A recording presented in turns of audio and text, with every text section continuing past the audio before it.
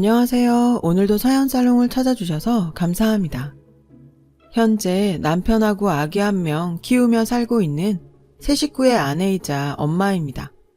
딸은 유치원 다니고 있는데 원래 제가 회사 다니다가 출산하고 나서 휴직계를 몇 년을 냈었어요. 회사에서 먼저 복직을 하지 않겠느냐고 제안을 하더라고요. 육아휴직하면 복직하는 게 쉬운 일이 아닌데 참 잘된 일이죠.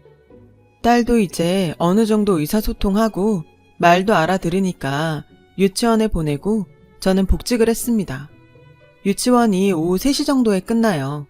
그럼 제가 데리러 가지 못하는데 그런 저를 대신해서 딸을 데리러 가시고 제가 퇴근해서 다시 딸을 데리러 갈 때까지 딸을 보살펴 주시는 정말 너무 감사한 분이 계세요. 바로 제 시아버님이십니다. 시어머니는 몸이 좋지 않으셔서 남편 21살에 먼저 돌아가셨고 하나뿐인 아들만 보고 사시다가 손녀를 보신 게 정말 행복하시대요. 제가 휴직하고 있는 중에도 틈틈이 오셔선 집안일 다 해주시고 아기 봐주세요. 지금도 주말에 내가 유진이 볼 테니까 너희들은 데이트 좀 하고 와라 하시면서 딸을 돌봐주십니다. 사실 아버님도 아직 일을 하고 계세요. 그런데 아버님 하시는 일이 출퇴근이 비교적 자유로우세요. 자기가 원한다면 일할 거리들을 집에 가져와서 재택근무로 할 수도 있는 일이라서 딸을 이렇게 돌봐주실 수 있는 것이죠. 그래도 일하시는데 시간 뺏고 쉬실 수 있는 시간 뺏는 것 같아서 제가 달마다 돈을 드리려고 했습니다. 그런데 펄쩍 뛰면서 거절하시더라고요. 원래 아빠들은 딸이 조금이라도 덜 힘들길 바라는 거야. 내가 손녀딸 재롱 보려고 그러는 것도 있지만 가장 큰 이유는 우리 딸내미 힘든 거 덜어주려고 그러는 거니까 거기에 대해서 너무 마음 무겁게 가지지 말어. 아버님 말씀에 저도 가슴 한켠이 찡해졌어요. 저랑 아버님은 아버님 말 맞다나 시아버지와 며느리 사이라기보다는 정말 아빠와 딸 같은 그런 사이입니다. 저도 아버님이 아니고 아빠라고 부르고 아버님도 진짜 딸처럼 저를 대하세요. 저와 아버님이 이런 사이가 된 계기는 특별한 이야기가 있어요. 사실 아버님과 저는 제가 남편을 만나기 이전부터 특별하고 깊은 인연으로 만났었던 사이예요. 남편보다 훨씬 이전부터 아버님과 먼저 알았었죠. 저는 외동딸입니다. 엄마, 아빠, 저 이렇게 세 식구가 같이 살았어요. 부모님 사이도 좋으셨고 두 분은 바쁘셨지만 하나뿐인 딸이라고 제게는 뭐든 다 퍼주시는 분들이셨어요. 주말에는 쉬는 시간 아끼셔서 절 데리고 나들이 가시고 잘못을 해도 부드럽게 타일러 주시는 그런 선한 분들이셨죠. 그러나 저희 가족에게 슬픔이 찾아왔어요. 바로 아빠가 암 진단을 받으신 거예요. 제가 초등학교 3학년이던 10살 때였어요. 아빠가 그 무렵에 배가 아프시다고 자주 말씀하셨습니다. 그런데 요즘 회식이 잦아서 그런가? 요즘 일이 많아서 스트레스 받으니까 소화불량이 오는가 보네 하시면서 그냥 대수롭지 않게 넘기시거나 가스활명수 한 병 드시는 걸로 끝냈습니다. 그게 화근이었어요. 그때 빨리 병원을 갔어야 하는 건데 말이죠. 아빠가 병원에 가시게 된 건 회사 화장실에서 쓰러지시고 난 후였어요. 회사 구내식당에서 점심 식사를 하셨는데 먹고 속이 좋지 않으셔서 화장실에서 개워내셨다고 해요. 그리고 나오는 길에 갑자기 피를 울컥 토하셨답니다. 그러면서 그 자리에서 의식을 잃고 쓰러지셨다고 해요. 그걸 회사 동료분이 발견해서 119에 신고해서 병원으로 옮겨졌고요. 병원에서 정밀검사와 온갖 검사를 다 받으셨고 그 결과는 위암이었습니다. 엄마, 할머니, 할아버지 모두 충격을 받으셨어요. 아직 딸이 10살밖에 되지 않았는데 위암이라니 다들 믿을 수가 없었죠. 그날부터 아빠는 바로 수술을 받으셨고 항암 치료와 방사선 치료를 시작하셨어요. 항암 치료는 그 치료보다 약의 독함과 부작용이 정말 고통스러운 치료입니다. 더군다나 위암이셔서 먹는 것에도 극도의 제한이 걸려서 정말 힘들어 하셨죠. 아빠는 몇 달 새에 살이 15kg 이상 빠지시고 저보다도 더 말라가셨습니다. 피부는 창백해졌다가 누래졌다가를 반복했고 드라마나 영화에서 나오는 암 환자들처럼 머리카락이 빠지기 시작하셨어요. 결국 아빠는 엄마에게 자신의 머리를 밀어달라고 부탁하셨어요. 삭발을 한 아빠의 모습을 본 날 아빠는 저를 놀라게 하지 않으시려고 일부러 환하게 웃으시면서 아빠 빡빡머리다. 빡빡머리 웃기지? 하고 농담을 건네셨습니다. 그러나 저는 아빠가 머리를 밀고 나자 우리 아빠가 정말 암에 걸렸구나 라는 게 실감이 나서 눈물이 났어요. 아빠는 당연히 회사에도 잘 못 가셨죠. 할 수 있을 때까지만이라도 일을 하시라고 하셨지만 투병 중에 어디 쉬운 일이었겠어요. 결국 엄마가 회사에서 근무 시간을 늘리셨습니다. 다행히 엄마 회사도 꽤 큰 회사라 엄마는 걱정 없이 열심히 일하신 대로 벌 수 있었어요.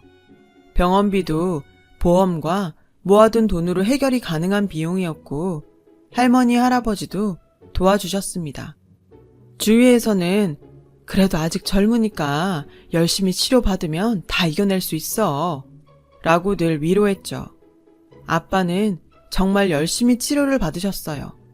위를 반 이상 드러내는 끔찍한 수술과 독하디독한 항암 치료를 건디시면서도 늘 저를 챙기셨고 저를 사랑해 주셨던 우리 아빠였어요. 이미 중기를 넘어선 상태에서 발견이 되었기 때문에 의사들은 아빠가 얼마 버티지 못할 거라고들 말했어요. 하지만 아빠는 자신이 가진 모든 힘을 쏟아부어서 투병을 하셨죠. 모든 의료진이 놀랄 만큼 기적적으로 3년을 버티셨습니다. 제가 6학년이 될 때까지요. 하지만 그 해를 넘기지 못하셨어요. 제가 아빠에게 아빠, 내 졸업식 꼭 와야 돼. 초등학교 졸업식은 유치원하고 달라. 꼭 엄마랑 같이 와야 해. 라고 늘 신신당부했고 아빠는 갈게. 아빠가 사진 많이 찍어줄게. 라고 웃으며 대답하셨었어요. 그래서 아빠가 정말 그렇게 해줄 줄 알았죠. 제 졸업식을 한다라고도 2주 정도 남긴 때 아빠는 결국 힘든 투병을 끝내시고 하늘나라로 떠나셨어요. 제 졸업식에는 오지도 못하시고요. 중학교도 들어가기 전에 아빠를 잃은 저는 장례식장에서 정말 많이 울었어요. 오히려 엄마가 대범하게 장례식 전체를 지휘하셨어요. 엄마 속도 속이 아니었을 텐데. 화장할 때는 엄마도 못 참으시고 탈진할 때까지 우셨어요. 아빠는 그렇게 작은 항아리에 담겨서 낙골당에 안치되셨어요. 어린 나이에 그런 일이 생겼으니 저도 정말 힘들었죠. 엄마가 저를 일으키시려고 애쓰셨어요. 엄마도 젊은 나이에 남편을 잃고 어린 딸을 홀로 건사하셔야 할 처지가 되셨는데 어떻게 그렇게 슬픔을 누르셨는지 지금 생각해보면 정말 죄송하고 감사해요. 그러던 어느 날 밤에 일어났는데 엄마가 혼자 술을 드시고 계시는 거예요. 술을 못 하시는데 혼자 그러고 계셔서 많이 놀랐죠. 엄마는 저를 보시더니 제 손을 잡고 우시면서 민주야, 아빠 많이 보고 싶지? 엄마도 아빠가 너무 보고 싶어. 엄마도 정말 힘들어. 그런데 아빠는 우리가 행복하기를 바랄 거야. 민주 마음 아직도 너무 힘든 거 엄마가 알아. 엄마도 그러니까. 그래도 우리 같이 노력하고 같이 슬퍼하고 같이 그리워하자. 엄마 이제 혼자지만 민주 정말 잘 키울 수 있도록 노력할게. 이제 우리뿐이잖아. 우리 정말 둘이 잘 살아보자. 엄마는 이제 민주만 바라볼 거니까 라고 말씀하셨습니다. 그 말을 듣고 너무 나 혼자만의 아픔만 생각했구나 싶어서 죄송한 마음에 엄마에게 미안하다고 하면서 엉엉 울었어요. 그렇게 그날 엄마랑 껴안고 울고 나서 저는 다시 힘을 내기로 했죠. 아빠는 떠났지만 엄마 말대로 아빠가 바라는 건 저와 엄마의 행복일 거라고 믿었으니까요. 집안이 아주 가난하고 형편이 어렵진 않았지만 엄마는 회사에서 보내는 시간을 늘리셨어요.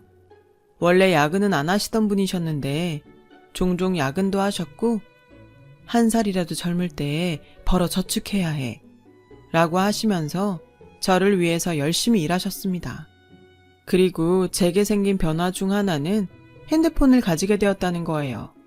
그날 엄마랑 같이 그렇게 울고 난 다음 날 엄마는 제가 하교하자마자 바로 핸드폰 대리점으로 데리고 가서 사주셨습니다. 중학교 1학년이었는데 그때만 해도 핸드폰을 지금처럼 다 갖고 있지는 않았어요. 엄마는 이제 너 혼자 집에 있어야 할 때도 더 많을 거고 혹시 무슨 일 생기면 바로 엄마한테 전화해야 돼. 단축번호 1번에 저장해놔. 라고 하시며 사주셨어요. 핸드폰을 사고 나서 저는 아빠가 생전에 쓰시던 핸드폰 번호를 저장했어요. 아빠라고요.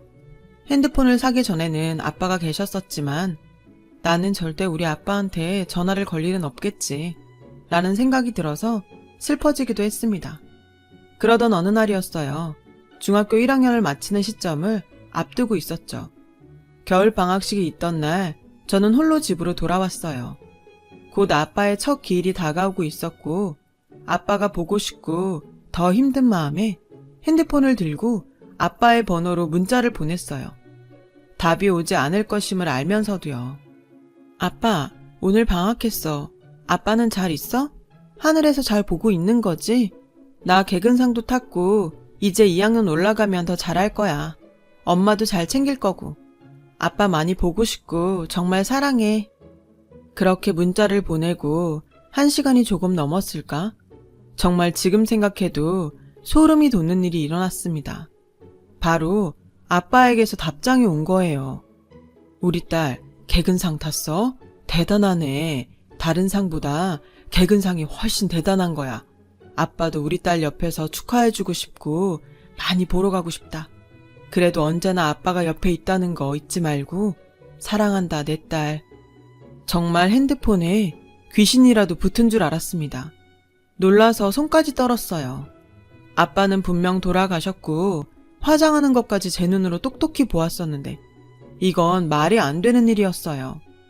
시간이 조금씩 흐르고 나서 어떻게 된 일인지 조금씩 파악이 되기 시작했어요. 누군가가 아빠 번호를 다시 사용하기 시작한 것이겠죠. 그런데 궁금해졌어요. 왜 낯선 문자를 보고도 아빠인 척 이렇게 답을 해준 것인지요. 그런데 사실 그런 궁금증은 아무런 상관이 없었어요. 아니라는 걸 알면서도 순간적으로 그 답장을 보고 정말 아빠가 보내준 것 같은 기분에 설레고 두근거렸었거든요. 그냥 마음속으로는 정말로 아빠가 하늘나라에서 보내준 답장이라고 믿고 싶었던 것인지도 모르겠어요. 그때부터 아무에게도, 심지어 엄마에게도 말하지 않는 저만의 비밀 문자는 그렇게 시작되었어요. 그 후로부터 일주일 정도 후에 혹시나 하는 마음으로 다시 아빠에게 문자를 보내보았습니다. 아빠, 나 방학 숙제하기 너무 힘들어. 라고요. 그러자 답장으로 그랬어 우리 딸 숙제하기 힘들겠다. 그래도 힘내. 아빠가 응원하고 있으니까. 화이팅! 이라고 왔어요.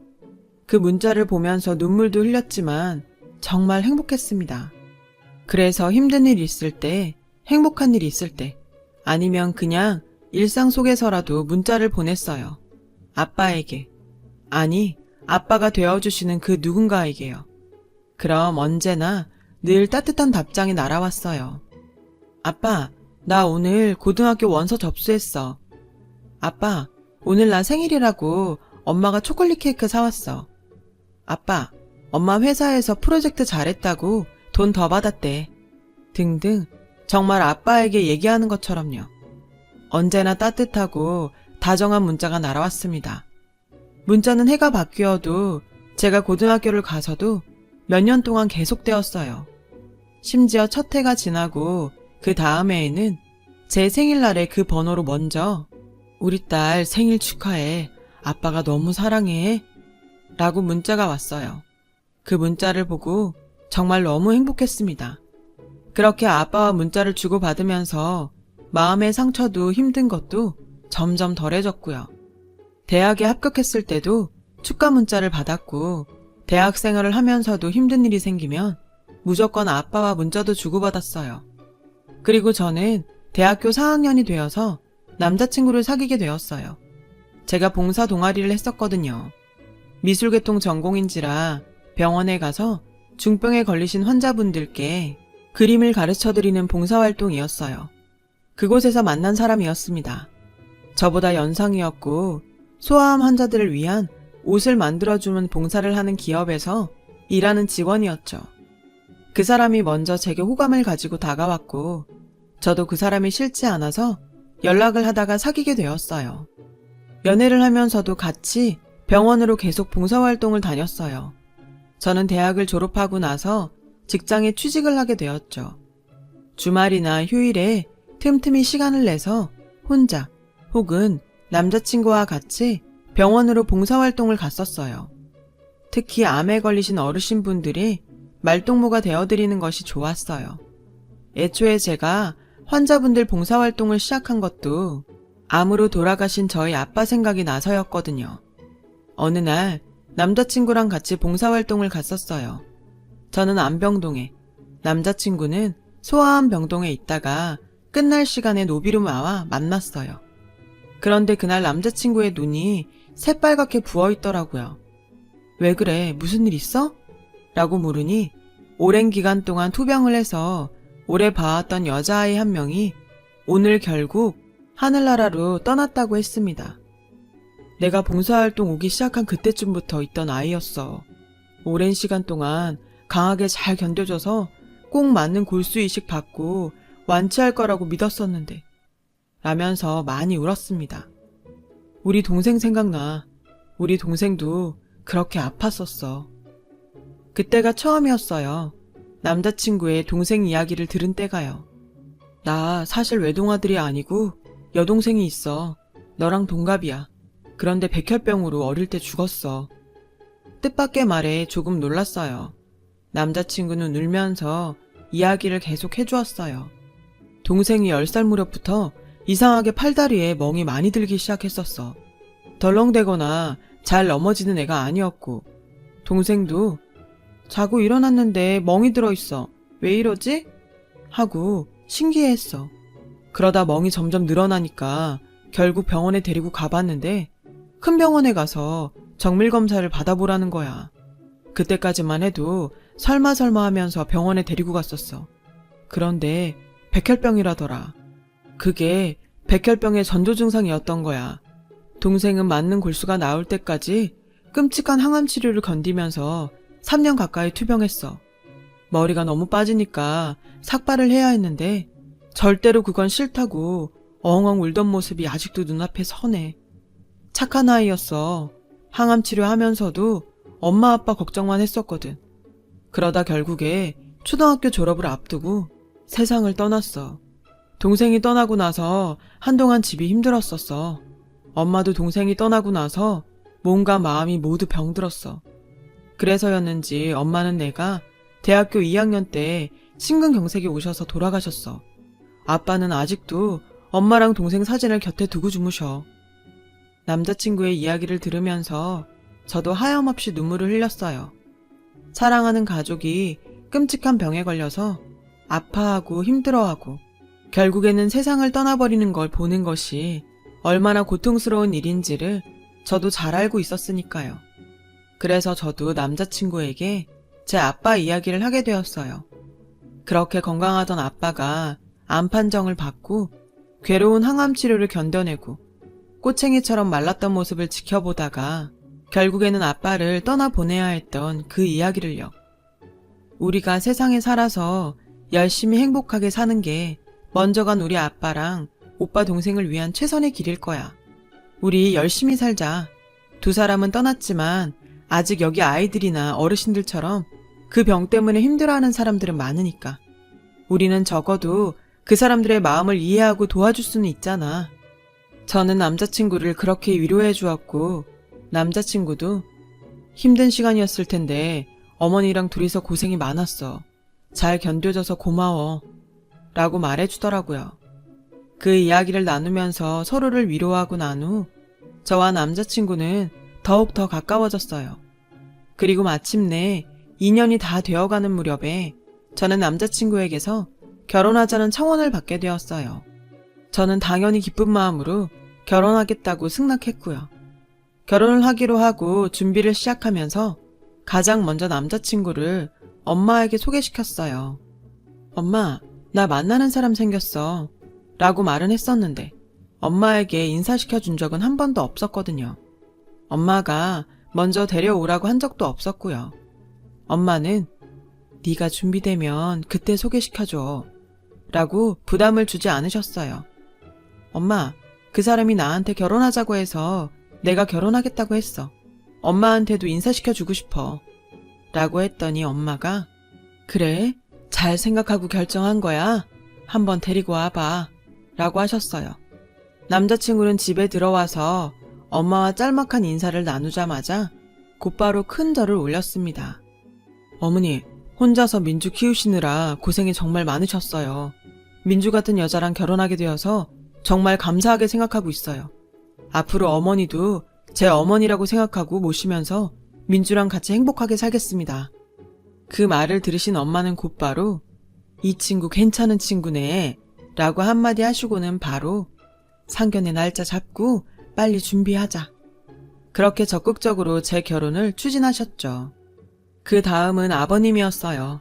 저는 한껏 긴장한 상태로 아버님과 남자친구가 사는 집으로 갔어요. 아버님은 체구는 작으셨지만 온화한 인상이셨고 저를 웃으시면서 따뜻하게 맞아주셨어요. 그리고 제 손을 꼭 잡아주시면서 우리 집안 식구가 되어줘서 고마워요. 잘 부탁해요. 라고 말씀하셨습니다. 그렇게 남자친구랑 저는 하루하루 피곤하지만 행복하게 결혼 준비를 하기 시작했어요. 각자 외동인 상황이었고 양가 부모님도 한 분씩밖에 없었기 때문에 예단비조차 많이 생략되었습니다. 그래서 그 돈은 모아뒀다가 엄마랑 아버님 여행이나 한번 보내드리자고 말을 했었고요. 그렇게 결혼 준비를 하나하나 하던 중 청첩장을 받게 되었어요. 주위 친구들과 지인들에게 청첩장을 돌리다 문득 그런 생각이 들었습니다.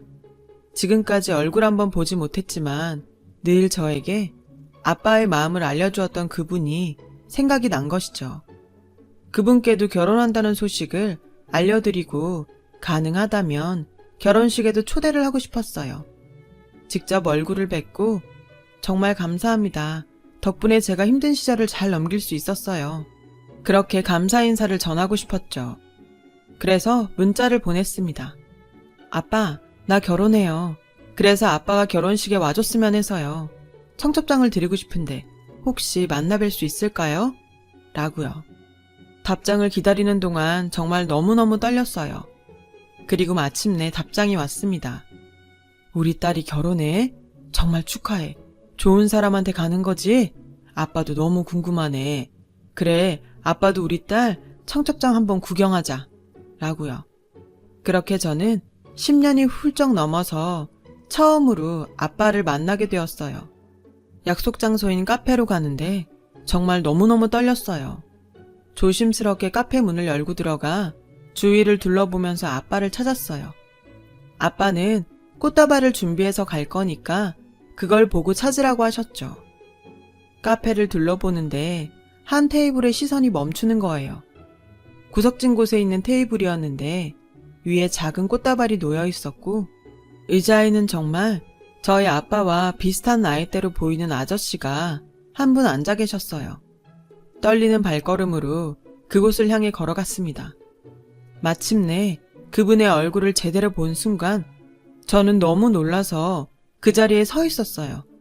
그분은 바로 남자친구의 아버님, 그러니까 제 예비 시아버님이셨거든요. 아버님도 저를 보고 깜짝 놀라시더니 아무 말도 하지 못하셨습니다. 저도 잠시 아무 말도 못하다가 이내 핸드폰 문자를 들어보이면서 혹시 아빠? 라고 한마디를 꺼냈어요. 아버님은 눈물을 보이시면서 민주가 내 딸이었구나. 민주가 내 딸이었어. 라고 말씀하셨죠. 너무나 기가 막히고 신기한 상황에 저도 아버님도 함께 울었어요. 우리 딸 그렇게 아픈 것만 보다가 피척 마른 창백한 모습으로 보내고 정말 하루하루 너무 힘들었어. 그런데 너에게서 문자가 온 거야. 나를 아빠라고 부르는 여자아이는 다시는 이 세상에서 못 만날 줄 알았는데 그래서 너에게 그렇게 답장을 보냈다. 혹여나 내 마음에 괜히 또 다른 상처를 줄 수 있지 않을까 걱정했지만 나는 너무 행복했어. 아파서 먼저 간 우리 딸이랑 다르게 건강하게 무럭무럭 잘 자라는 것 같아서 그것도 행복했고 그런데 그 아이가 너였다니. 저는 아버님을 꽉 안아드리면서 아빠 고마워요. 아빠도 내 아빠예요. 지난 시간 동안 힘들 때마다 아빠의 문자를 보면서 힘냈어요. 라고 말씀드렸어요. 그 후로 모든 이야기를 알게 된 엄마와 남자친구도 정말 놀랐고 엄마는 눈물을 흘리시면서 제 딸을 이렇게 아껴주셔서 감사합니다. 인사하셨죠. 그렇게 저희 둘은 결혼식을 올렸어요. 저는 그 후로도 아버님을 아버님이라고 부르지 않고 아빠 아빠 하면서 딸처럼 지내고 있습니다. 아버님도 그쪽을 훨씬 더 좋아하시고요. 하늘에 계신 아빠가 보내주신 최고의 선물인 것 같아요. 나중에 정말 다음 세상에 있다면 우리 아빠, 저 그리고 우리 두 번째 아빠까지 다 함께 만나서 서로 인사하고 즐겁게 웃으면서 놀고 싶네요. 앞으로 남편이랑 둘이 부모님께 효도하면서 행복하게 잘 살겠습니다. 제 이야기를 들어주셔서 감사합니다. 여러분, 사연 댓글에 응원과 현명한 조언 부탁드려요. 좋아요와 구독은 저에게 큰 힘이 됩니다. 오늘도 좋은 일 가득하세요.